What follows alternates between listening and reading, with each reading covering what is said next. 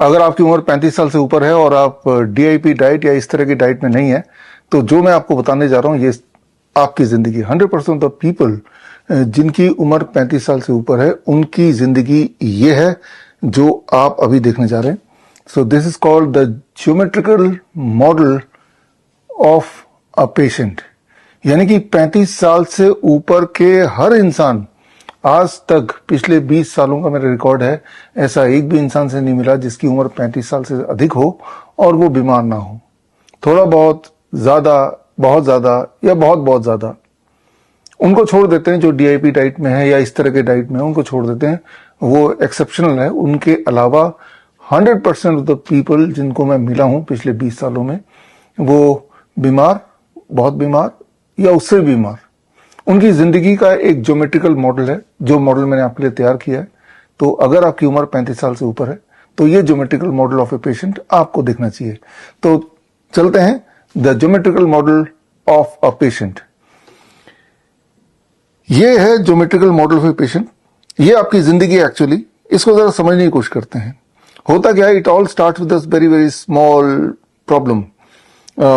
आपको एक बीमारी लगती है जिसे हम बोल सकते हैं कॉन्स्टिपेशन हो गया, थोड़ा बहुत शुगर हाई हो गया, थोड़ा बीपी हाई हो गया, हल्का फुल्का थकान महसूस होने लगा, तो ये आपकी बीमारी है।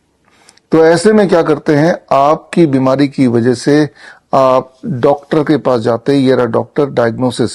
डॉक्टर बोलता है डायग्नोसिस करना पड़ेगा, देखना पड़ेगा क्या बीमारी है। वो लंबा चौड़ा एक डायग्नोस्टिक टेस्ट का लिस्ट दे देता है या छोटा मोटा एक टेस्ट का लिस्ट दे देता है, कुछ ब्लड टेस्ट के रिपोर्ट निकालने देता है और उसको आधार बना के आपको कुछ दवाइयां पकड़ा जाता है।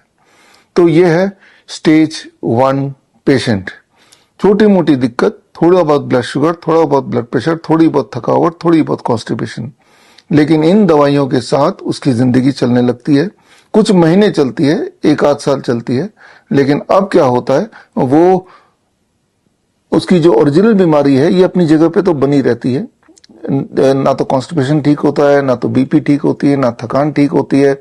उसकी जो ओरिजिनल प्रॉब्लम थी वो वहीं की वहीं रहती है, लेकिन साथ में इस दवाई की वजह से अब वो सेकेंड स्टेज ऑफ पेशेंट में कन्वर्ट होने की जर्नी में चला जाता है। यानी कि कुछ नई बीमारियां उसके साथ और जुड़ जाती हैं, कुछ नई बीमारियां, या फिर उसका ब्लड शुगर और बढ़ गया in spite of taking the medicine, यहां से यहां पहुंच जाता है दवाइयों के बाद भी। बीपी और बढ़ जाता है दवाइयों के बाद भी, और थकावट बढ़ जाती है दवाइयों के बाद भी, उसकी इम्यूनिटी और लो हो जाती है। तो अब आप सेकेंड स्टेज हो गया, ये आपकी बीमारी है और अब बीमारी, इस बीमारी के साथ ये जुड़ गया। तो अब आप क्या करेंगे, अब वही करेंगे ना जो आपने पहले किया था। यानी कि आप दोबारा से डायग्नोसिस, डॉक्टर एंड डायग्नोसिस के पास जाएंगे।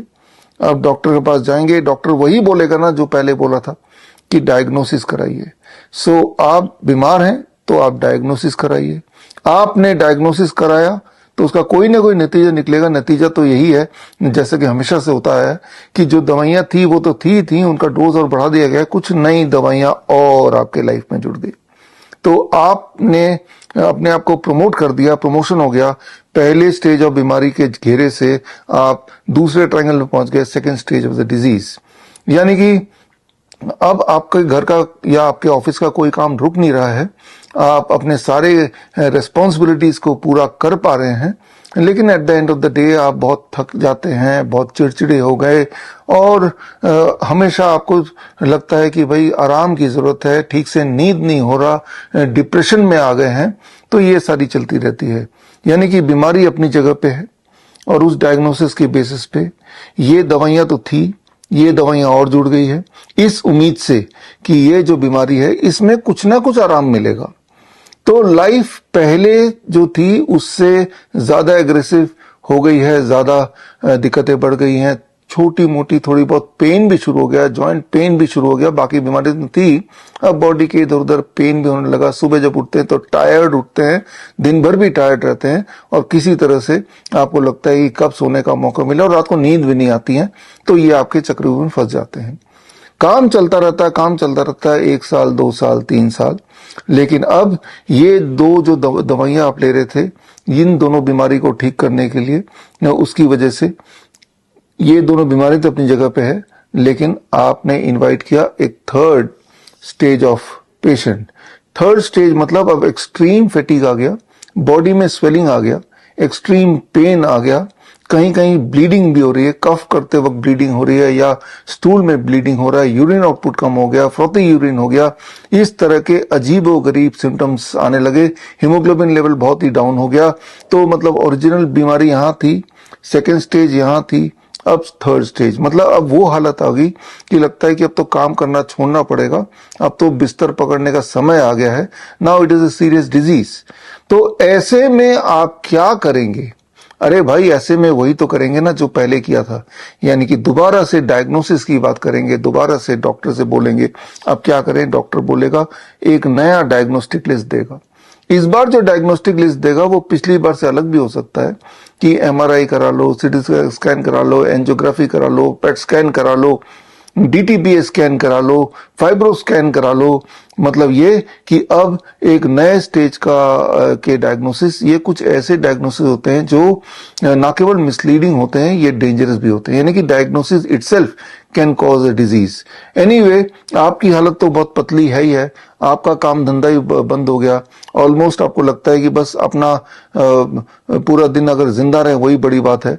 तो ऐसे में डॉक्टर के बताए हुए डायग्नोसिस ये जानते हुए भी, चाहे वो मेमोग्राम हो, चाहे वो बायोप्सी हो, ये सारे लीथल डायग्नोसिस है, डेंजरस डायग्नोसिस है, इसकी वजह से और बीमार पड़ सकते हैं, मौत भी हो सकती है। उसके बावजूद भी एक नया डायग्नोसिस का लिस्ट आपको डॉक्टर ने पकड़ा दिया, ये डायग्नोसिस आपने कराया और कराने के बाद उसके आधार पे डॉक्टर्स ने कुछ नए इंटरवेंशन और आपकी जिंदगी में ऐड कर दिया। यानी कि अब आपकी गाड़ी बढ़ गई कुछ नए ट्रीटमेंट की तरफ, नई दवाइयों की तरफ, चाहे वो कीमोथेरेपी ड्रग्स हो या फिर चाहे किडनी के लिए अब तो डायलिसिस शुरू करना ही पड़ेगा, या फिर कहीं ब्लड ट्रांसफ्यूजन की जरूरत है, या फिर आप इंसुलिन डिपेंडेंट हो गए। यानी कि छोटी सी दवाई, थोड़ी और बड़ी, अब भयंकर दवाई, इस उम्मीद से कि ये जो हालत है ये थोड़ी सी और ठीक होगी। आप सोच के देखिए, ईमानदारी से बताइए, क्या पूरी दुनिया में कोई भी ऐसा एक पेशेंट है जो यहां आने के बाद, ये सारी दवाई लेने के बाद, अब उसकी ये बीमारी थोड़ी कम हो गई हो, पहले की तरह अब काम करने लगा हो, यह बीमारी और कम हो गई हो? ऐसा आज तक तो मेडिकल लिटरेचर में हुआ नहीं, कभी ऐसा तो कभी देखा नहीं गया। लेकिन फिर भी एक उम्मीद के साथ आपने कीमोथेरेपी भी कराया, रेडिएशन भी कराया, आपने जरूरत पड़ने पे सर्जरी भी कराया और आपने डायलिसिस भी चले गए ताकि आपकी जिंदगी थोड़ी सी आराम से गुजरे। लेकिन क्या ऐसा हुआ? ऐसा नहीं हुआ। ऐसा कुछ महीने के अंदर जो बीमारी यहां से यहां तक पहुंच गई एंड फाइनली प्रोग्रेस हो गई, एक ऐसी स्थिति पे आ गई कि आप हॉस्पिटलाइज्ड ही हो गए। यानी कि अब इस चक्रव्यूह के सबसे अंदर वाला लास्ट स्टेज, फोर्थ स्टेज में आ गए। यह है कहानी हर पेशेंट की।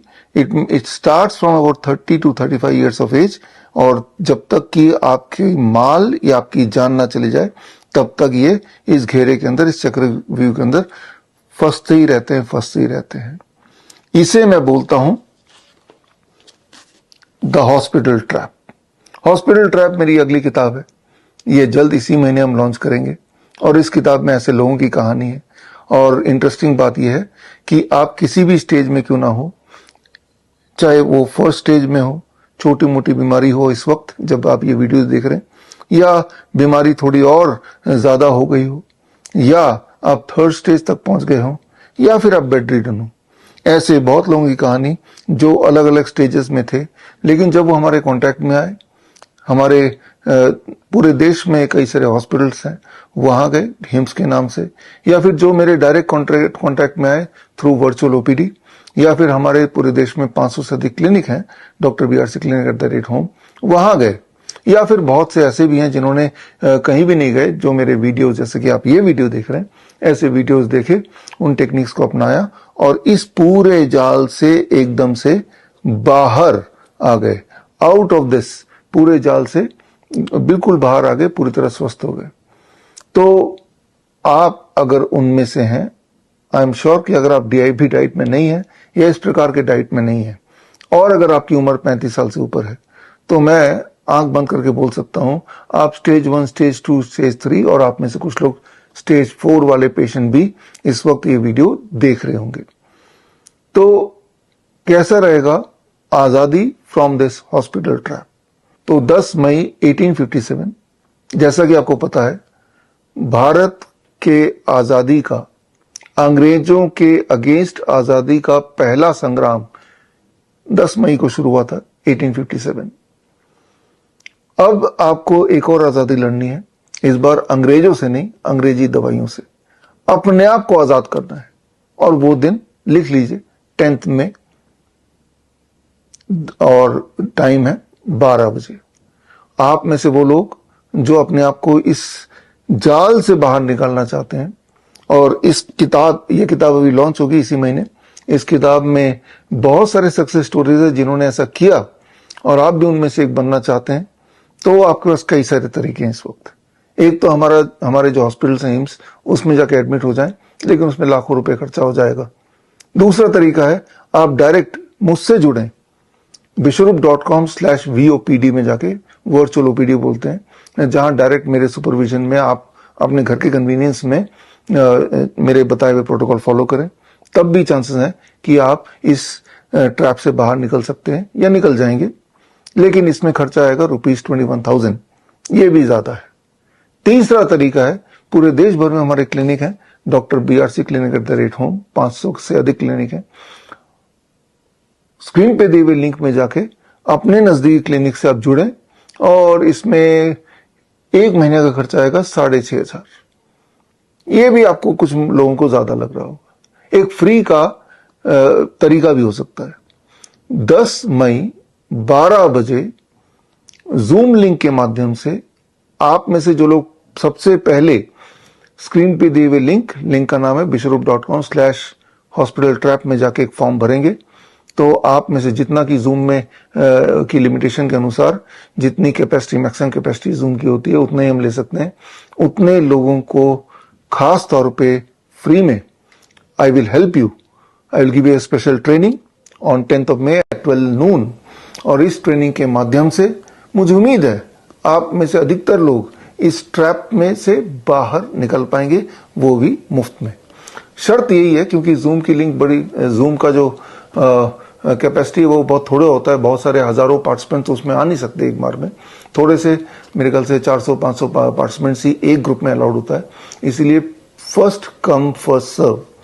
लेकिन अगर आप फर्स्ट कम फर्स्ट सर्व से चूक गए, तब भी आप इस ट्रेनिंग में पार्टिसिपेट कर सकते हैं, क्योंकि ये ट्रेनिंग साइमल्टेनियसली लाइव कई सारे चैनल में होगा, यूट्यूब, फेसबुक वगैरह, इंस्टाग्राम वगैरह। लेकिन खैर, उसमें सिर्फ एक नुकसान है कि आप वन साइडेड कम्युनिकेशन होगा। आप मुझे देख पाएंगे, समझ पाएंगे, लेकिन आप मुझे कुछ पूछ नहीं पाएंगे, राइट? मैं आपका कस्टमाइज आंसर नहीं दे पाऊंगा। लेकिन जूम लिंक में के माध्यम से जब ट्रेनिंग होगी, तो आप जो सवाल पूछेंगे मैं उसका जवाब भी दे पाऊंगा।